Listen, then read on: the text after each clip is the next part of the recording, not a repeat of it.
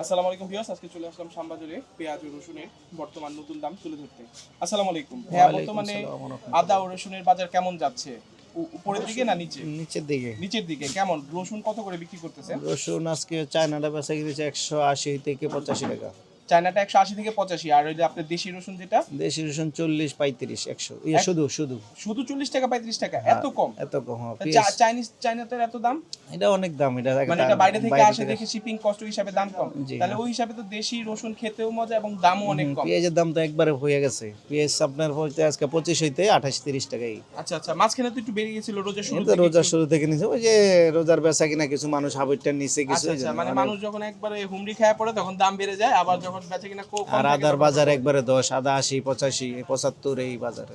আদার দাম বর্তমানে কাঁচামালের দাম মোটামুটি অনেক কম, একবারে কম। একবারে কম। এটা আবার বেড়ে যাবে ঈদের কিছুদিন আগে, আবার বেড়ে যাবে। আবার মাল খাওয়ার উপর নির্ভরশীল, মাল খাইতেছে না। মাল খাচ্ছে না এখন। মাল একবারে মাল মনে করেন খাইতেছে না। আলুর দাম কম, সবকিছুর দাম কম। আচ্ছা আচ্ছা।